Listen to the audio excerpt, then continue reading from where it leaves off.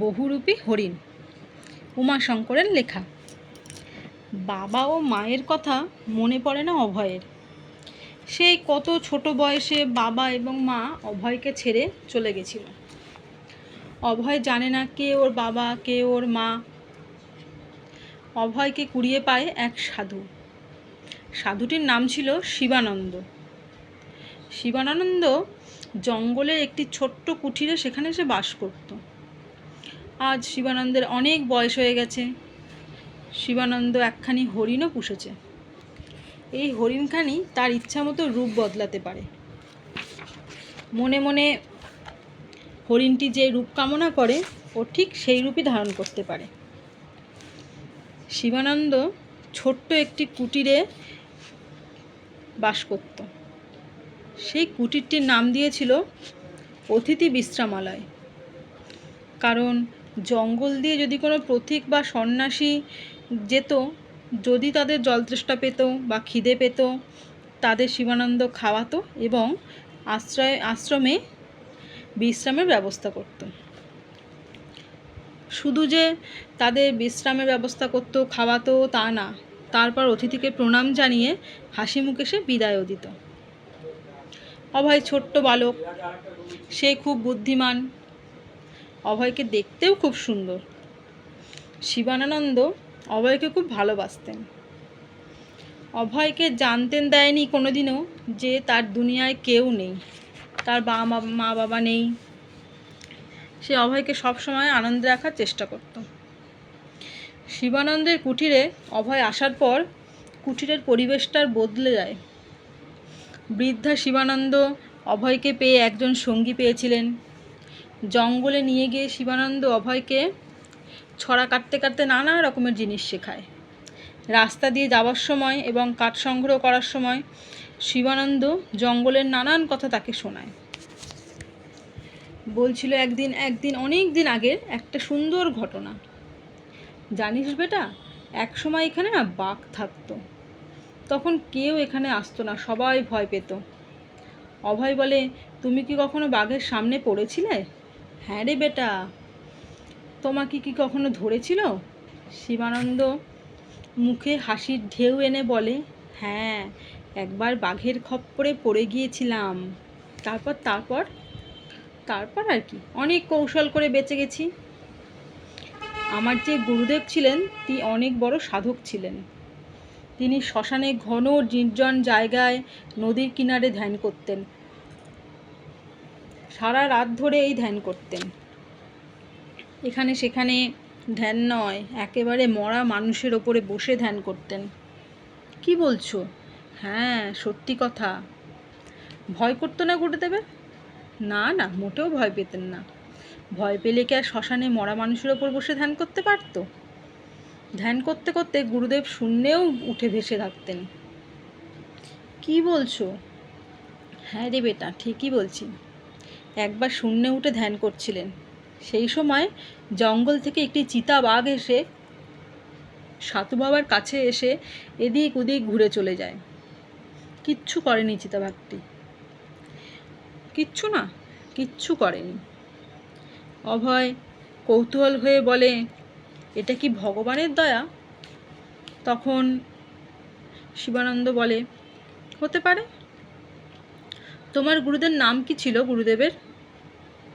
আমার গুরুদেবের নাম ছিল ভয়ানক নন্দ। এ আবার কিরম নাম? এরম নাম তো কোনোদিন শুনিনি। তিনি কি ভয়ঙ্কর ছিলেন? কিছুক্ষণ চুপ করে থেকে অভয় বলল, তিনি কি ভূতের মতো দেখতে ছিলেন? নিজের গুরুদেব সম্পর্কে তো খারাপ কথা কখনো বলতে নেই, তবে তাকে দেখে সবাই ভয় পেত। পাহাড়ের মতো তার বিশাল উঁচু শরীর, মস্ত বড় বড় জটা সারা গায়ে, আর গোল গোল বড় বড় চোখ, চওড়া কপালে সব সময় লম্বা একটা তিলক পরে থাকতো। তাই তাকে সবাই বলতো ভয়ানক বাবা। অভয় শুনে খানিকটা হাসতে থাকে। তা তোমাকে বাঘে ধরল কিভাবে, এবার সেটা তো বলো। ওই যে চিতাবাঘটি এসেছিল, সেই সময় আমি আর গুরুদেবের কাছেই ছিলাম। গুরুদেব ধ্যানের মধ্যে বুঝতে পারছিলেন চিতাটি আমাকে ধরতে পারে। তাই তিনি যখন শূন্যে ভাসছিলেন তখন কিছু একটা মন্ত্র জপ করলেন, আর বাঘটি আমার সামনে এসে আমাকে কিছুক্ষণ শুকে মাথা নিচু করে চলে গেল। অভয় রাতে মাটিতে মাদুরের ওপর শুয়ে শুয়ে এই সব কিছু স্বপ্ন দেখছিল। তার গুরুদেবের কথাগুলো সে স্বপ্নের মধ্যে ভেসে উঠেছিল। অভয়ের পাশে শুয়েছিল ছোট্ট হরিণটি, অভয়ের যে এখন সব সময় সঙ্গী। ছোট্ট বালক অভয় এখন কি করবে ভেবে পায় না। সারাদিন চুপ করে বসে থাকে। অভয়ের মন খারাপ হয়। কাছে এসে হরিণটি অভয়ের মুখের দিকে তাকিয়ে থাকে। বোবা জীব, কিছু বলতে পারে না, কিন্তু সব কিছুই তো বুঝতে পারে। এদিকে আবার বেঁচে থাকাটাও কষ্টসাধ্য হয়ে পড়েছে। ঘরে কোনো খাবার নেই, 3 দিন শুধু জল খেয়ে কাটিয়েছে। হরিণটিও না খেয়ে থাকে। অভয় উপবাস করে থাকবে আর সে খাবে, সেই সায় তাকে হরিণটিকে দেয় না। হরিণটি মনে মনে খুব কষ্ট পায় যে অভয় না খেয়ে আছে। আমাদের কুঠিরে তখন একদিন অভয়কে হরিণটি বলে, আমাদের কুঠিরে একদিন দেখবে ঠিক থালা ভর্তি খাবার আসবে, আর আমার জন্য ঝুড়ি ভর্তি আসবে নানা রকমের কচি কচি শাক। দুপুরবেলা হরিণটির ভীষণ খিদে পেয়েছে। ইচ্ছা করলেও জঙ্গলে গিয়ে সে ঘাস লতা পাতা খেয়ে আসতে পারে, কিন্তু বন্ধু অভয় যে না খেয়ে আছে, তাই তার মন থেকেও খেতে সায় দিচ্ছে না। হরিণটি পাকশালায় যায়। সেখানে গিয়ে দেখে মাটির সব পাত্র খালি, এক কণাও কিচ্ছু পড়ে নেই, শুধু মাটির ঘড়াতে খাবার জল, একটি মাটির পাত্রে কিছু বাতাসা আছে। হরিণটি জল ভর্তি করে একটি পাত্র মুখে করে নিয়ে আসে অভয়ের কাছে। তারপরে গিয়ে বাতাসার পাত্রটাও নিয়ে আসে। হরিণটি অভয়ের গালে চেটে জিভ ঘষে ঘষে অভয়কে ঘুম থেকে টেনে তোলে। অভয় তাকে দেখে মুচকি হাসে, কারণ অভয় দেখে যে তার বন্ধু তার জন্য জল আর বাতাসা নিয়ে এসছে। তারপর সে হরিণটিকে খুব আদর করে। অভয় বাতাসা খায়, খেয়ে ঢকঢক করে জল খায়। অভয়ের জল খাওয়া দেখে হরিণের মুখটি একটু প্রসন্ন ভাব ফুটে ওঠে।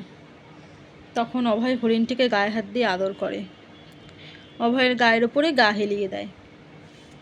হরিণটিও একটু বিশ্রাম নেয়। অভয়ও আবার ঘুমিয়ে পড়ে। তবে হরিণটি যখন ঘুমায় তখন ওর মনে মনে বা ওর স্বপ্নে ও ভাবে, বুঝতে পারে গরুদেবের কথা, যে সে তো বলেছিল সে বহুরূপী, তার শরীরে সোনা আছে। তখন হরিণটির ঘুম থেকে উঠে পড়ে। উঠে পড়ে সে ভালো করে তার গাটা ঝাড়া দেয়। দেখে গায়ের থেকে কিছু গুঁড়ো গুঁড়ো নিচে পড়ল। তখন তাই দেখে সে অভয়কে আবার জিভ দিয়ে তার গালে চাটতে চাটতে অভয়কে ডাকে। অভয় ঘুম ভেঙে দেখে মাটিতে সোনা পড়ে আছে। অভয় তো অবাক হয়ে যায়, এগুলো কোথা থেকে আসলো? এই গভীর জঙ্গলে কেই বা ফেলে গেল? হরিণটি তো কথা বলতে পারে না, কিন্তু ও অভয়ের মুখ চোখ দেখে সব বুঝতে পারল। তখন হরিণটা ইশারা করে বোঝালো যে তার শরীর থেকে সোনা পড়েছে। শিবানন্দ সমাধি হওয়ার আগে অভয়কে একবার বলে গেছিলেন, বেটা, আমি তো বুড়ো হয়ে গেছি, আমার তো চলে যাওয়ার সময় হয়ে গেছে, তবে যাওয়ার আগে তোকে একটা জিনিস দিয়ে গেলাম। এই জিনিসটা হলো সেই হরিণটা। ও হরিণ হলেও মানুষের মতো সব বুঝতে পারে, ওর মধ্যে মানুষের মতো বুদ্ধি আছে। অভয় যেমন অবাক হয়ে যায়, তেমনি ভয়ও পায়।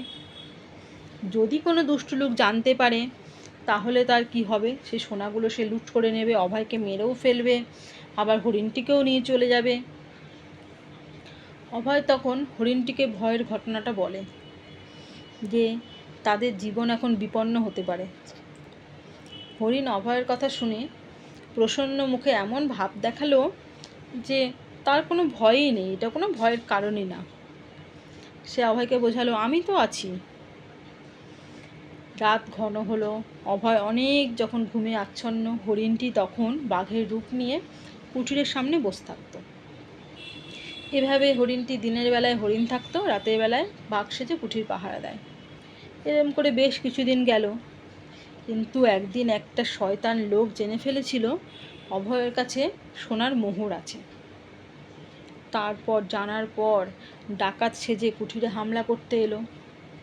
যেই না হামলা করতে এলো, হরিণটি সঙ্গে সঙ্গে বাঘের রূপ নিয়ে বেশ কয়েকজন ডাকাতকে ঘায়েল করে দিল। দুজন ডাকাতকে মেরেও ফেলল। এবার তো অভয়ের অত শোরগোল শুনে ঘুম ভেঙে গেল। ভেঙে গিয়ে তো কাণ্ড দেখে সে অবাক হয়ে গেল। অভয় ভাবতে থাকে সাধু বাবার কথা। সাধু বাবা তাকে বলেছিল, এ হরিণ জাদু জানে, রূপ বদলাতে পারে, আর গায়ে সোনাও আছে। অভয়ের বুক থেকে যেন সব ভয় সরে গেল। হরিণটির কাছে গিয়ে হরিণটিকে খুব আদর করলো। হরিণটি কিন্তু তখনও বাঘের রূপেই ছিল। অভয় ওকে প্রণাম করে বলে, হরিণ ভাইয়া, তুমি নিশ্চয়ই ভগবান, আমার আর কোনো ভয় নেই। সোনা বিক্রি করে অভয় অনেক টাকা পেল। সেই টাকা দিয়ে একটা সুন্দর আশ্রম গড়ল আর একটা সুন্দর অতিথি নিবাস করলো। সেখানে হরিণ আর অভয় দুজনে খুব ভালোভাবে থাকলো।